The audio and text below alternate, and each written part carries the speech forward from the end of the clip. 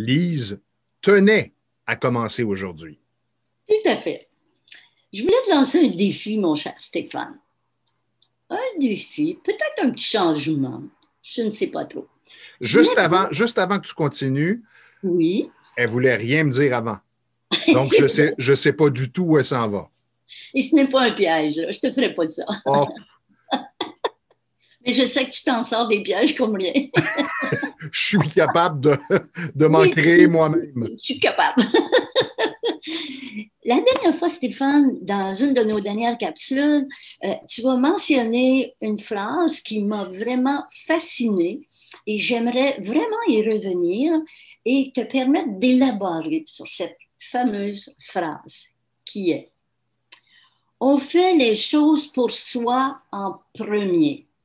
Et ça m'a interpellée. Alors, mais je pense aussi qu'il y a un lien avec Gandhi qui dit, comme je disais dans une autre capsule, commencer par se changer avant de changer le monde. C'est très intimement lié. Alors, la grande plage est à toi, mon cher Stéphane. Oui, bien, en fait, c'est quelque chose qu'un psychologue avec lequel je collabore m'a appris. Moi, je me disais, quand j'offre un cadeau, quand je veux faire plaisir à quelqu'un, je le fais pour l'autre. Il me dit, ah oui, vraiment?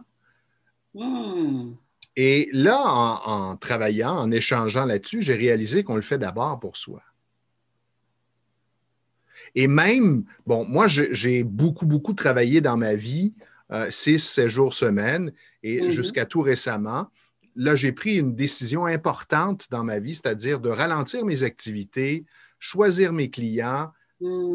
Et les gens dont ma mère me disait souvent, « Ah, tu travailles trop, tu donnes trop aux autres. » Mais dans les faits, là, je le faisais pour moi. Oui.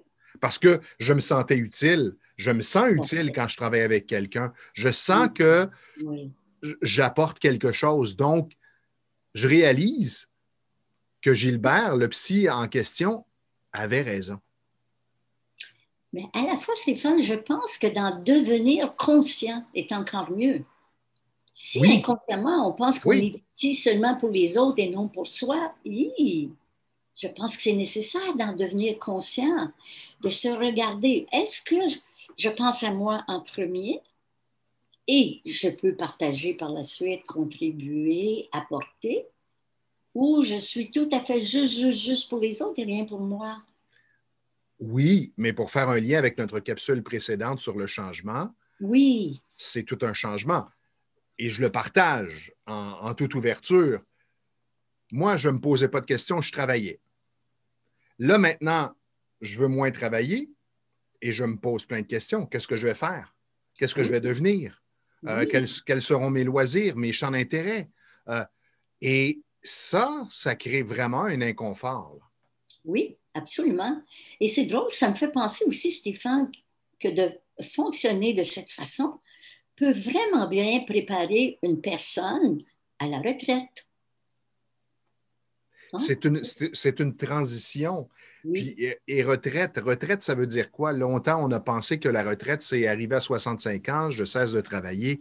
Mais est-ce réaliste? Oui, pour certains.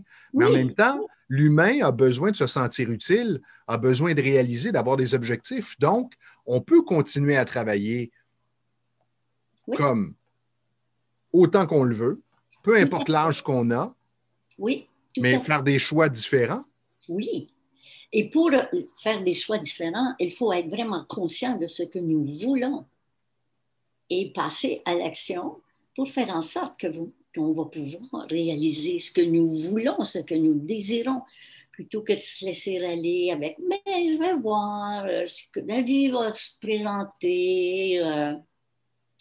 Peut-être qu'elle ne nous présentera pas ce que nous voulons vraiment. Exactement.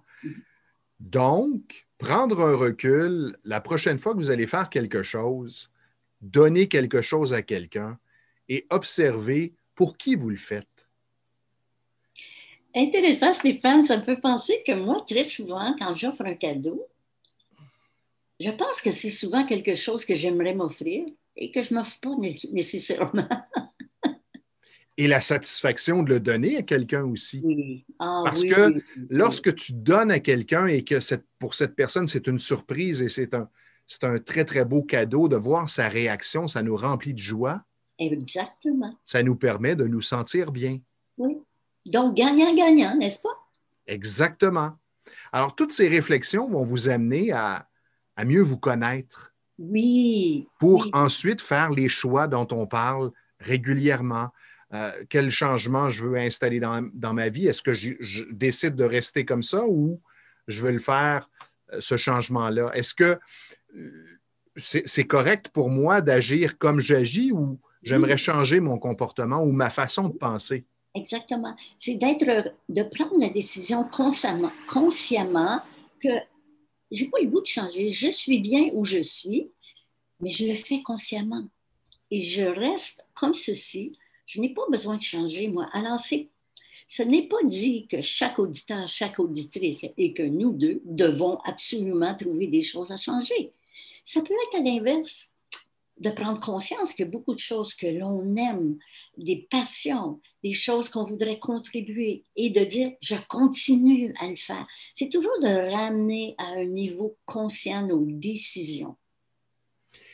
Et je te propose, à brûle-pourpoint, là non plus, on ne s'est pas consulté avant, qu'on aborde à notre prochaine capsule les étiquettes. Les étiquettes qu'on se met sur soi ou qu'on met aux autres, comme les étiquettes sur les produits, parce qu'on est dans un monde d'étiquettes. Hein? Absolument.